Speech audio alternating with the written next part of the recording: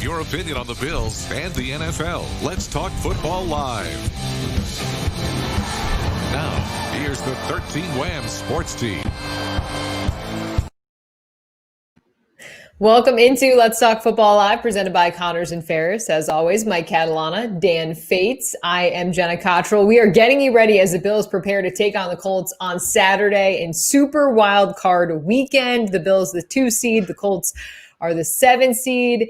A lot to talk about and to break down. And, the Bills practicing today as they get ready. We see some comments rolling in, of course. And as always, if anyone has any comments, questions, concerns as the Bills get ready, we'd love to hear from you. We'd love to hear where you're watching from. Mike, I want to start with you, though, because there's a lot to take in as this Bills team gets ready. And a lot of pressure, I feel like, on Buffalo.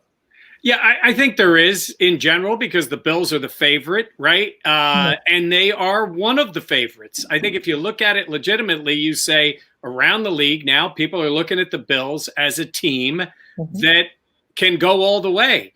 And not to sound simplistic, but if you can go on all the way, you got to win. You got to win the first game. You got to get to that second game. And I think it's an odd thing to look at that the Bills are in this spot. But let's be honest, they've earned the right to be one of those teams to beat.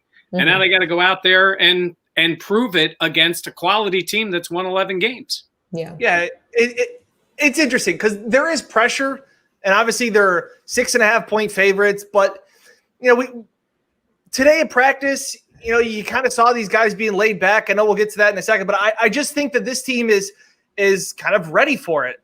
I think that this is what they played for all season long, was to get back to this spot. I asked Deion Dawkins earlier today, how annoying was it or frustrating was it to have to play 16 regular season games to try and wash the taste of that bad playoff game out? And he said he said that taste will never get out of their mouth. And I know the Colts can play the underdog role. And that, Mike, you're right. The pressure is on the Bills. But I don't know. I just think this team is – everything they did this year was for this moment. And I know that it's one and done and it's kill or be killed and all these cliches they're throwing out there. But I think this team understands what it is. And I think they've said it's 1 week at a time. It's win or go home. It's a new season. Like they've used all the cliches to put this game into perspective. Yeah, but Dan, in Indianapolis, they're using their own cliches. They have tons of them. And they love the process in Indianapolis. Yeah, what was that all about? This is a process off. Yes.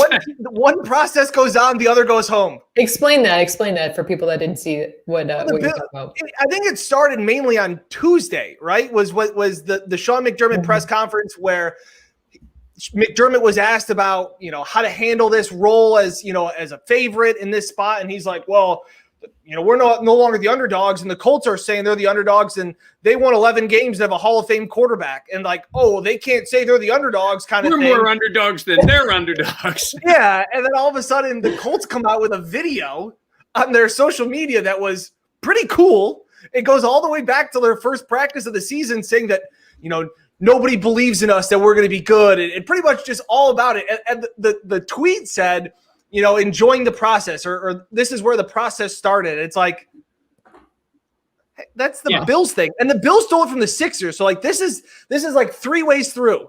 Yes. A lot of process going on.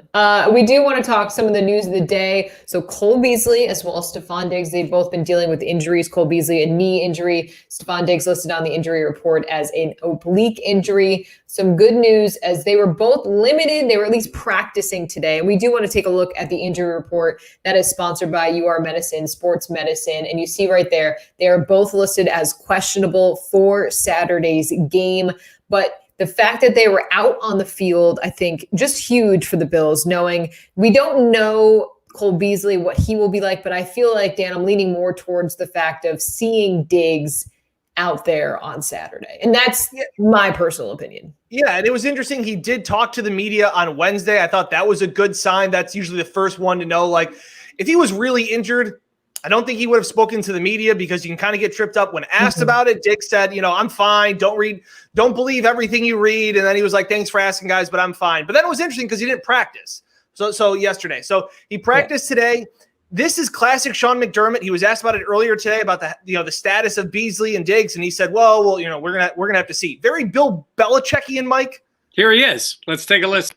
Yeah, still not sure. We'll just have to see. And I could tell you the same with Diggs, and we'll see where that is as well. Stefan told us he's fine and don't believe the injury report yesterday. I mean, is this something of concern? Yeah, listen, all I appreciate where he's coming from. At the end of the day, I'm always concerned when guys are in the training room, no matter who it is. Okay, so let's start with something. First of all, when you get an I appreciate it, Yes. right? And you know that means I don't really want to say anything here. I appreciate where you're coming from on the question. Mhm. I think we've all gotten, I appreciate your question from Sean, and then he professionally answers, but you can tell he's like, the only thing I took from that is, him saying when a guy's in the training room, like he, sometimes he doesn't say anything. Like he'll just say, I got to talk to the trainers or whatever. Yeah. I mean, he at least gave a little insight into, he's concerned. Any guy banged up is concerned. And we're going to see a little bit of it later. But Diggs seemed to be okay. But again, there's one thing about being out on the field, and then there's another thing about playing and playing effectively in a NFL playoff game. But there's also what he was doing at practice and the Bills were doing at practice today. And what would it be maybe this?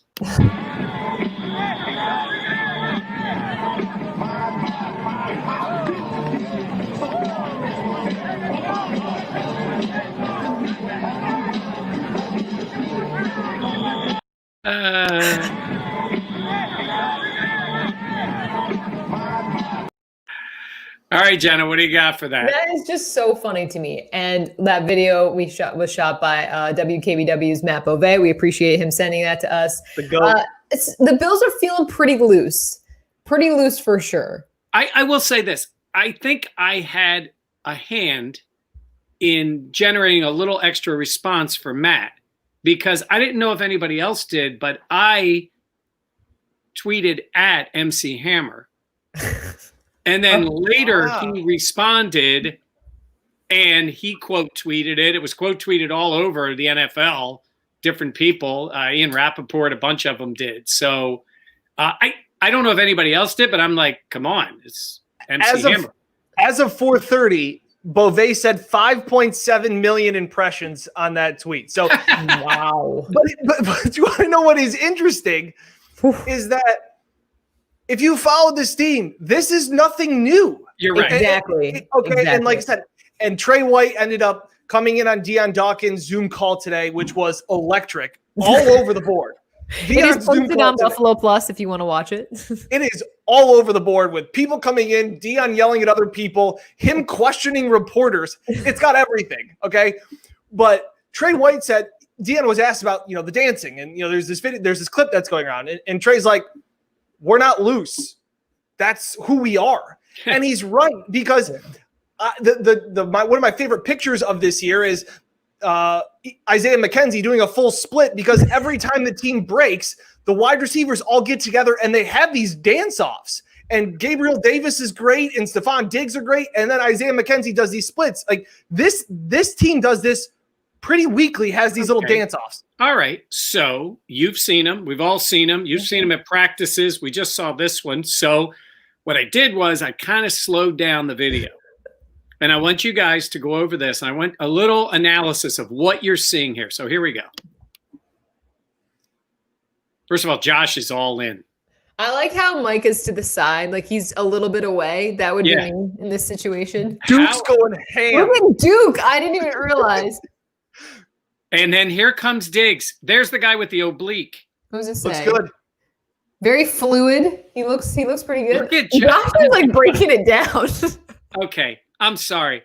He's an elite athlete, but at the end, he looked like had too many at his niece's wedding. Okay, right? I mean, at the end, it's like and he's looking over at his daughter, and she's going, "Oh my God, Dad, stop!" He was certainly feeling it. That is for sure. Jordan Poyer. Did you guys notice Poyer? Hold on. Watch Poyer. 21. Hold on. He comes in. He didn't get invited. He didn't know the party was started. Right, here he comes. He's coming across in a second, and it's like here. Wait a minute. No, there's Diggs. There's Poyer. Helmet up. Yeah. There he is. Like, yeah, I'm leaving. Mike, is that you? Oh, yeah, where you say, well, I was dancing. What do you mean? I was out there. But I've also been the guy embarrassing his daughters at the wedding. Yeah. I've also had a part in that play. Yeah, you've been that person as well. Charity, we all have. I think all of us are a combination of that. Just going through some of the comments that aren't about dancing. Charity Level says the Colts are a dangerous team. Let's not get too relaxed. Very valid point. This is a Colts team. I think I said it on the last time we did one of these, that after the first half of week 16, the Colts were probably one of the teams that I did not want to play because they were up 21-3 over the Steelers, looking like they were going to possibly win the division and take it from the Titans, and then just absolutely collapse. And we talked to Anthony Calhoun of a station in Indy and talked about how just this offense at times was rolling earlier in the year, but the last 6 quarters have really not been that great for Phillip Rivers. Yeah. So Michael Fry, I believe he was on here before. He's a Colts fan. And he jumped in. He says, let's go Colts. Hoping all the Super Bowl talk you guys are projecting comes back to bite you.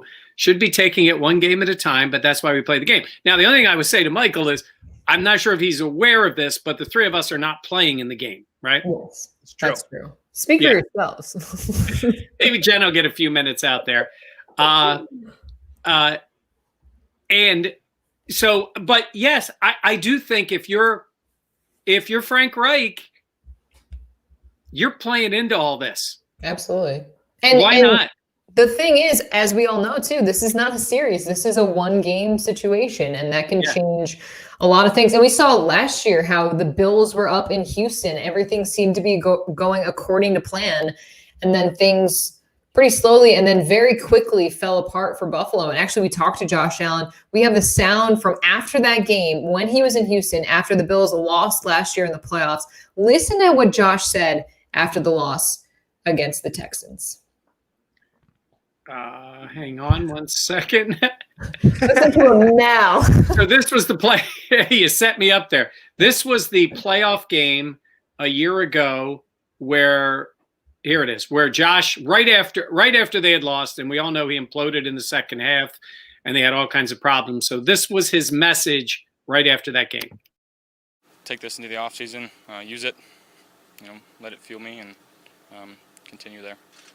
I expect this to, make us hungrier and come out next year ready to go.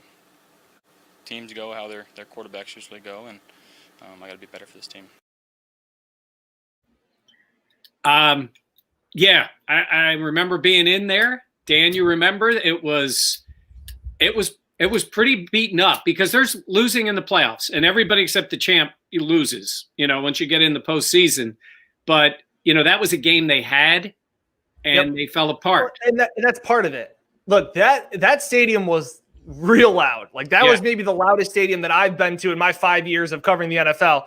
But it was also, Mike, like you said, it was the self-inflicted wounds. Yeah. Like that was the big thing. And I can't remember who said it earlier. I think Charity said it again. I wouldn't be surprised if the Colts go up by 10 early as a wake-up call. Ooh. I would completely disagree with that because to me, the Bills have been so good in the first half. They have not trailed in 10 straight games. They have led at halftime every single week since the Chiefs game back in week 6. This is a team that gets off to very hot starts, which is another reason why I like the Bills so much more because the Colts, I'll take my chances with making Phillip Rivers beat me and have to throw for 300 yards and go drive for drive with Josh Allen this season. So what you don't want to see is in the CBS broadcast that they're queuing up for on the screen that says Buffalo hasn't trailed at halftime in the last 10 weeks, right?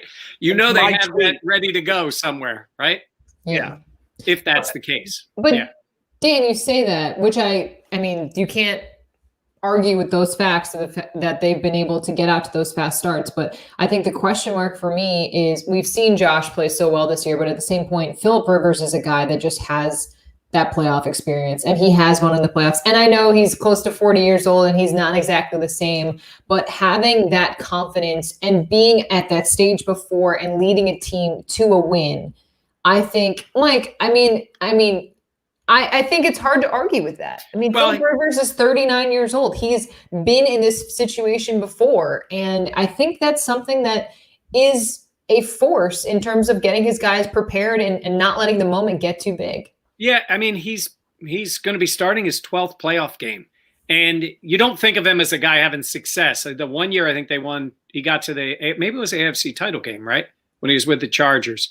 But he's not thought of that way. He's thought of a guy who's put up stats and he's lost a lot of tough games and whatever. And all that might be true.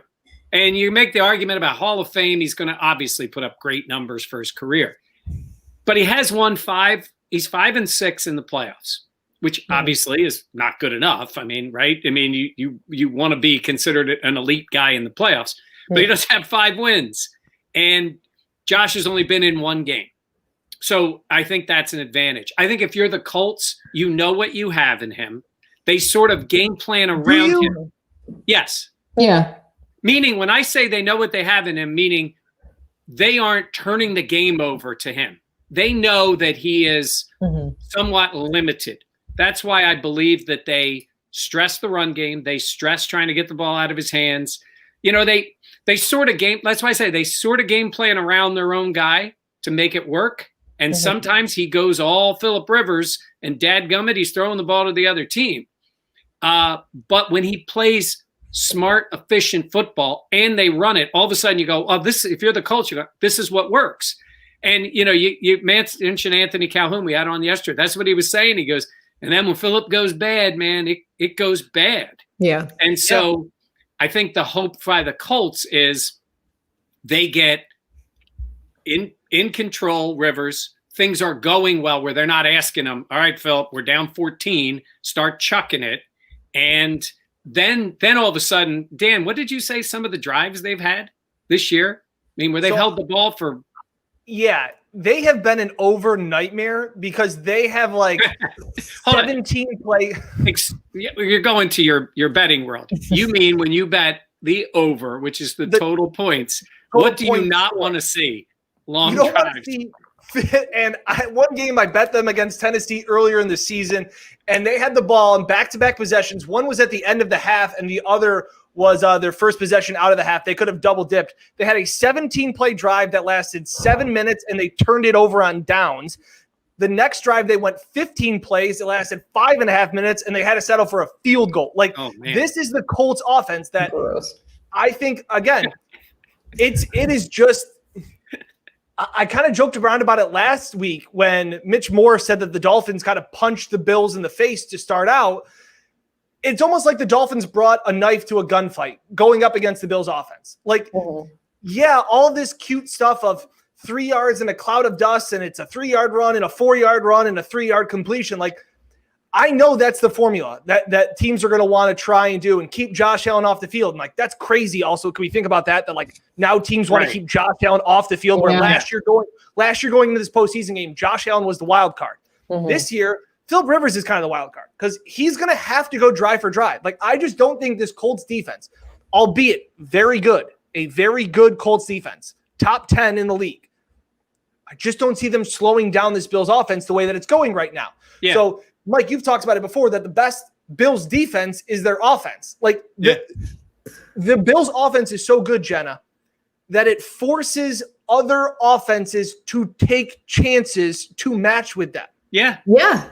I mean, you have to, because you know that the Bills are going to score points. Now, you mentioned the dink and dunk your way down the field or the 3 yards in a cloud of dust. And Mike and I have talked about this before, that specifically those 3 yards in a cloud of dust, them slowly, painstakingly running the ball to pick up yards.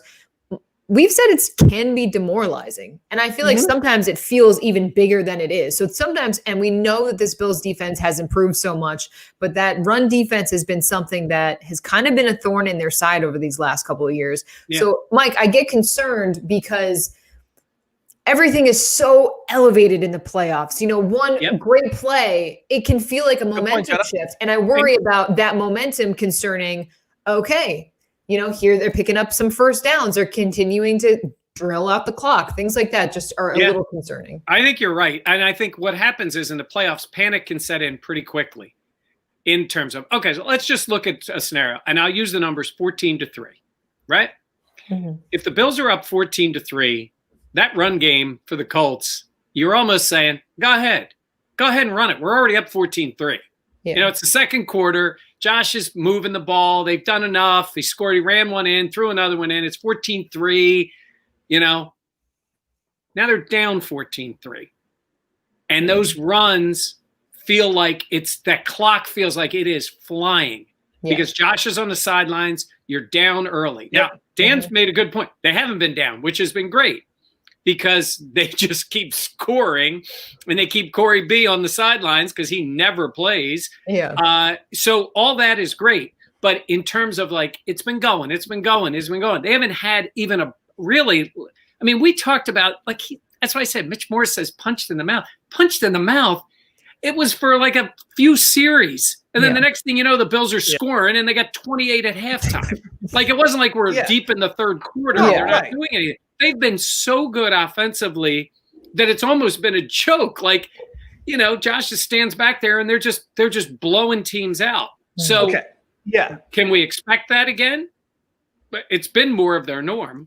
Yeah, and it's interesting too. A bunch of comments are coming in saying that the Colts will run the ball. They'll run the ball on the Bills. Sure, maybe that could be the plan. What the Bills defense has been very good at, and Sean McDermott is pretty good at it, is taking away what seems like one phase of an opposing offense, Jenna, right? We saw it against Tennessee. When they went against Tennessee, okay, they lost the game. They had some turnovers. They had terrible special teams in that game. That was the weird game on the Tuesday night. Mm-hmm. But Travis Henry really didn't do anything. He rushed for 60 yards. Yeah. Derrick Henry, sorry. And he rushed for 2,000. And he didn't against Buffalo, against a bad team, especially when Tennessee was up and they could have run it down the Bills' throat, and they didn't. And the Bills made a conscious effort to stop Derrick Henry, and they did. Now, Ryan Tannehill beat them. You take your licks. Yeah. And then they went to Kansas City, and they said, we're not going to let Patrick Mahomes beat us. And he didn't. He really didn't. He threw for 200 yards. But guess what? Clyde Edwards-Helaire did. They took away one thing, and that was the one thing that Sean McDermott got criticized for so much was, how come you didn't stop the run? He's like, well, I picked my poison. Yeah. I think the Bills will sell out and absolutely try and stop the run and make Phillip Rivers complete 20-yard passes and will clog up that. Like I said, they did against the Steelers. Yeah. I see the Steelers offense or the Colts offense similar to the Steelers in the sense of it's a lot of tight West Coast offense, quick slants, and I think the Bills can bottle that up. Okay, but what's the biggest difference between the Colts and the Steelers? The Colts can run the ball. That's true. And they run it for big yards. But by the way, we're picking on Rivers because the Bills, that's Phillip Rivers' level of play is something that for the last 20 years the Bills would have taken in many seasons. Yeah. He threw for 4,100 yards this year. It's not like he can't throw the ball. It's not like they don't move the ball. We've just seen, and it's funny because Josh's total passing yards aren't a crazy difference than Rivers. I think it's 20 yards a game, something like that. The difference is the touchdowns. Yeah. It's crazy the difference in that's the difference between being the guy who dictates a game with the passing game and a guy who can throw it. But to your point on the way they play the game offensively in the passing game, I think they are similar to Pittsburgh. The reason I say about the run only is I think the game's going to dictate it. That's why I say if the Bills grab the lead and they're rolling and they can't stop them or slow them down, go ahead and run it, fellas. Run it all you want because the game's over. But it just feels a lot different when you're down in the game, if that's the circumstances. So if the Bills hold to form recently, they'll have the lead because they've seemed to have the lead the whole time. Let's go to our poll, too, because we asked fans on Twitter what they were expecting in terms of which player on the Colts concerns you the most. Jonathan Taylor, obviously overwhelmingly winning that. The rookie running back, he had over 250 yards last week, a couple of touchdowns. He has been outstanding. this season. The stiff arm there. It's not quite Derrick Henry, but I would say he has been someone that has been so surprising. And, when we talked to AC, the reporter in Indy, he talked about the patience that he sees from Jonathan Taylor. Also talking to the Bills this week, they said that his patience reminds them of like a Le'Veon Bell type of runner.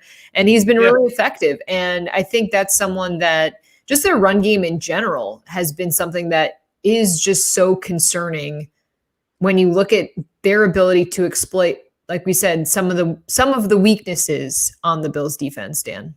Yeah, and I think what the Colts have a really good running game because they may have the best offensive line in the entire NFL. That's a great point, yeah. Quentin Nelson should already have his gold jacket. Like, that guy is just an absolute animal. And so, like, that helps. That also helps Phillip Rivers. And I'm not saying that the three of us could run for 100 yards behind that Colts line, but Nyheim Hines has looked good at times. Like they're a bunch of running backs. Like this recent stretch of what Jonathan Taylor did on Sunday. Obviously, he was the defensive player or offensive rookie of the week. He's coming off a 230-yard performance, but like he really wasn't a factor in the middle of the season. Like they just kind of rotated whoever they want because that's how good their offensive line is. Now, Jonathan Taylor is very good. He's probably the one thing, obviously, like I said, the Bills need to stop. It's just interesting where we are going to hear a lot about it this week, or maybe we haven't, but Jenna, what have they been talking about in the Bills meetings this week? Gap integrity. Gap integrity. The one gap, got to make sure you're in your gaps. Yeah. Fundamental tackling. I will say though, like we joke about it, but it is that. Like it does, Sean McDermott says after a loss, Leslie Frazier talks about all the time, like you have to be in your spots and you have to make the tackles that are expected of you because that's what other players rely on. And that's what the Colts do better than anybody defensively. Yeah. We didn't talk as much about their defense, but, they've got Buckner and Leonard. I mean, they are solid. And they are the number – I think I should know this. They're either number 1 or 2 in the league in the fewest missed tackles. Like, they are fundamentally sound, right? They're the kind of team Mcdermott would be coaching if he didn't have Josh Allen. Yes. Right? 100%. Yeah. And then he realized, the game's a lot easier when I got a quarterback that can give me 40 every week, right? I mean, it really is. Let's run some of the comments, even though we'll get back to some of our comments that are going on live. But we had some comments from the poll talking about it. Go ahead, Jenna. Yeah. Bay Area Bills saying Taylor averages more than 5 runs or 5 yards per run. As long as our offense performs at the level it should, it will be able to compensate. Just talking about while he keeps getting better. Corey saying Taylor, because if they get their run game going, they can control the clock, which I know we talked about it, but that definitely could be a factor. If Bills can score early and often, and then Haley saying definitely can't forget about Hines. He's going to have a huge impact on this game. Yeah, and Nyheim Hines has been another running back that's been successful, like Dan said. In the pass game, too. Yeah, which is another thing. You will see Rivers take his step back, say dadgummit, and dump it off to his running back. He does it a lot.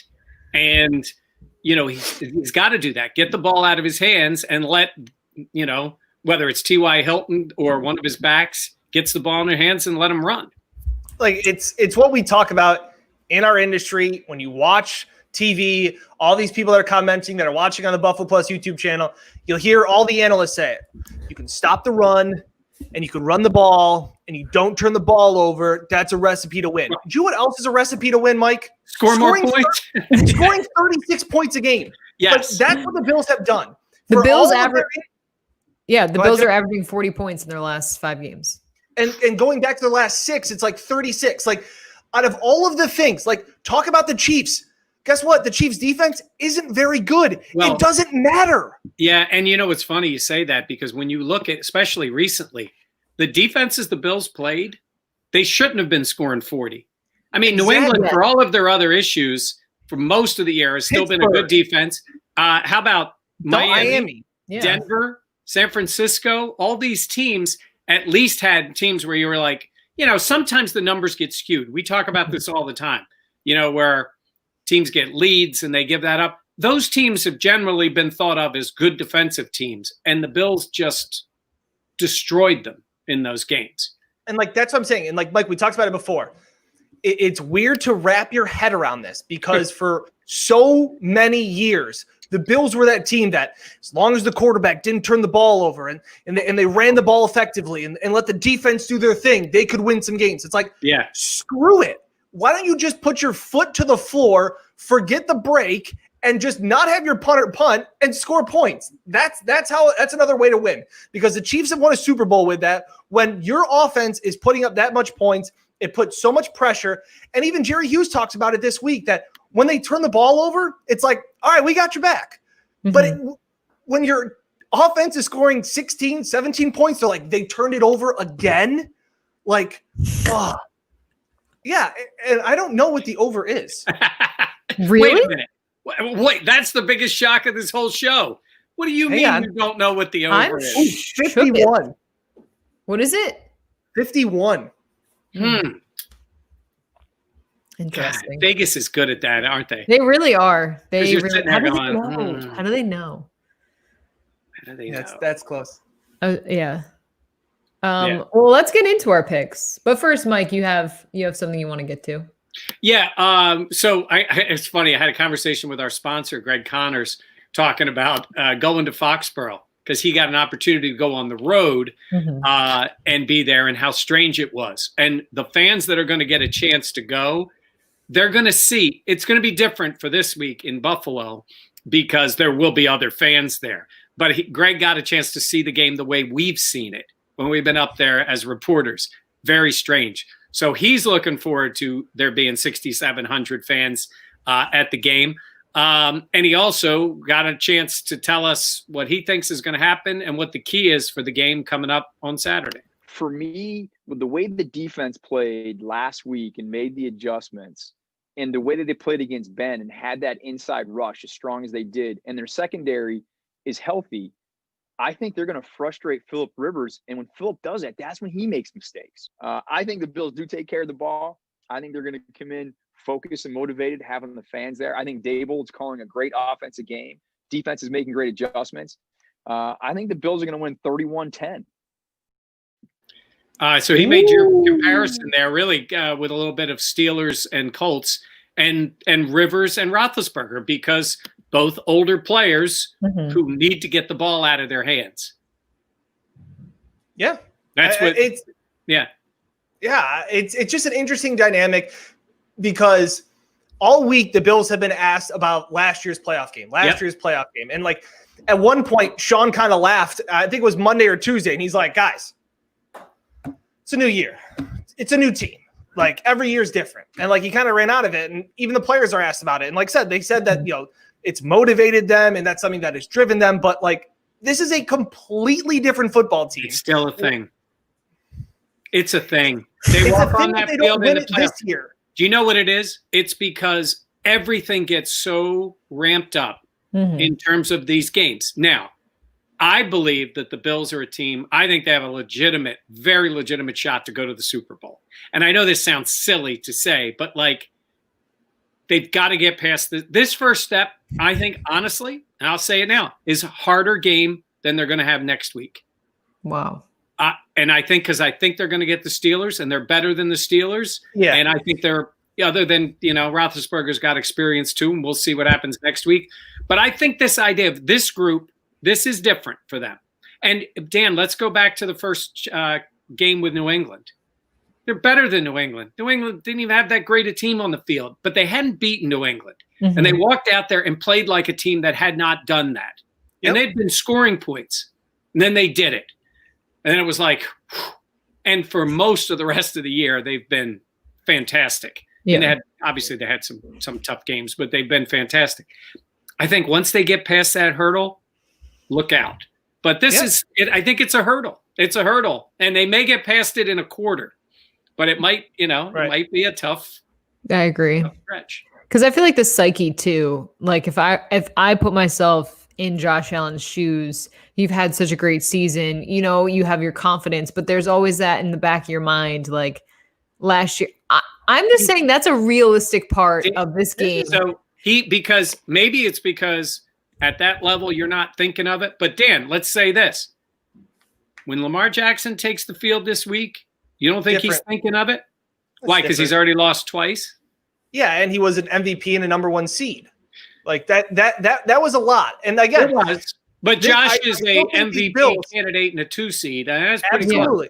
Cool. It's almost like this Bills team they're not ahead of schedule. They were ahead of schedule, it seemed like last year, but they still seem like this is still the beginning of something. And that first hurdle, like you said, Mike, is to get that first win. And we have talked about that this team, everybody and their mother are talking about that they could be the team that beats the Chiefs. And like I said, nobody's playing better football right now than the Bills. Yep. Nobody. Okay, they have won 6 in a row, 9 out of their last 10. They're a Hail Mary away from winning 10 in a row. Now, last year they kind of backed in.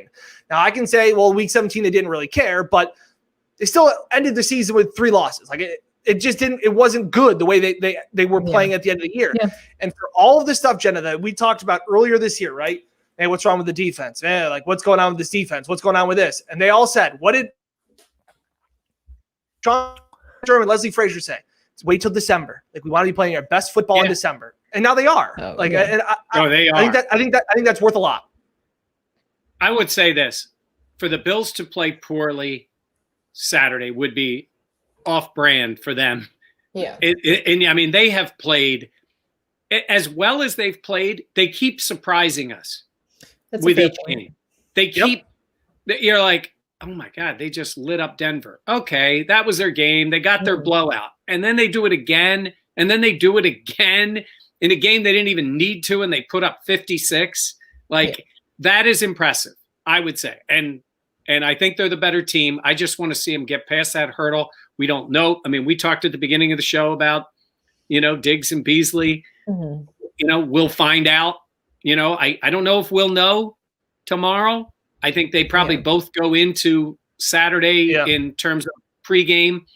If I'm betting right now on that, I say Beasley doesn't play, Diggs plays. I agree. Yes. Couple good comments. The one said, Thomas Burke said, he's asking me about a bet. Bills blow out 90% or a Bills loss 10%. Yeah, I'd say they blow them out more than they lose the game. And then Phil Lawson said, Dawkins said you had a good question today, Dan, at his press conference. It's a first time for everything. That's not very nice. He said kidding.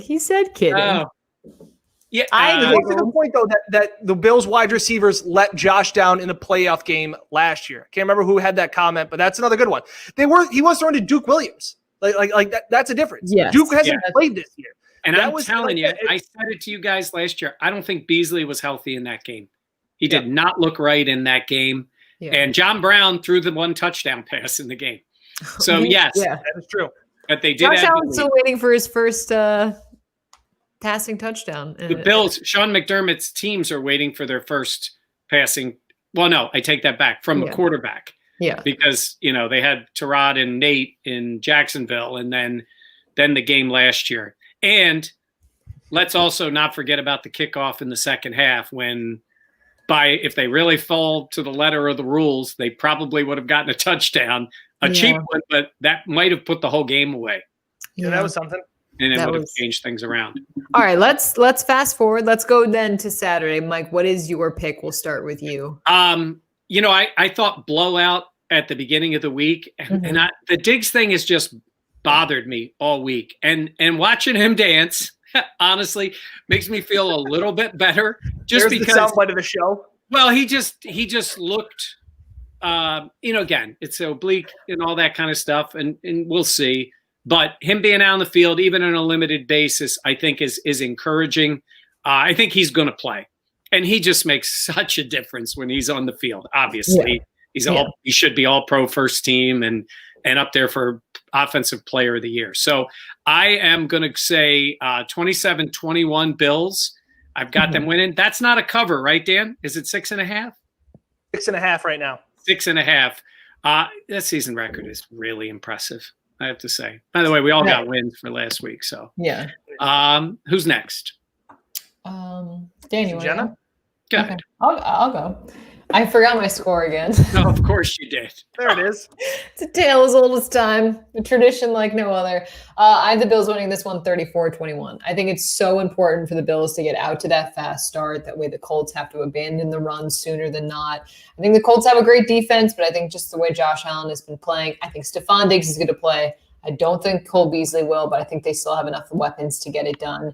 I think this game is obviously, we know it's their season. You know, they have to win to continue their year.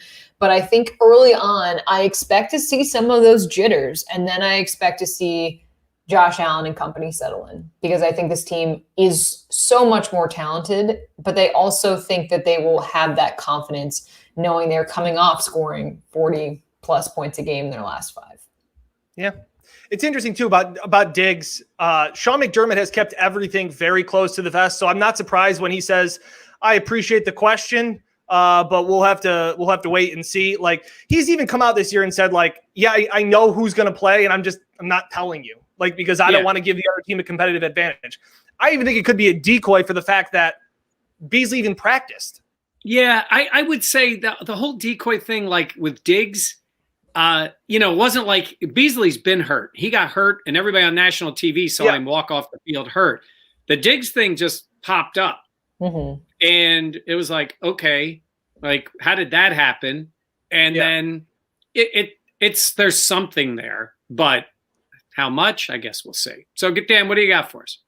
Yeah, I think it's interesting. I look at this game that comes down to quarterback play. Last year, the Bills did not have the better quarterback in the postseason game. It showed up at the end. But who made the biggest plays was Deshaun Watson, and who made the worst plays? It was Josh Allen. I think it'll be the other way around. I think Philip Rivers will be forced to have to make some plays, and he will struggle. I like the Bills here 30-20. I just don't think the Colts offense can keep up with them, and I just don't know if there's any defense that can stop the Bills right now. An interesting point for the bettors out there. The Bills have been favored by a touchdown, at least a touchdown, 8 times under Sean McDermott. They have won all 8 of those games. Wow. And they are 6-2 at covering in those 8 games. Wow. So Sean McDermott, for all he does as an underdog and a motivator and loves to play that underdog card, he can still get his guys ready to play when they are favored by a touchdown. And you know what I think is interesting about that is I think in the past years, it's been when they've played a really bad team and they've been that big.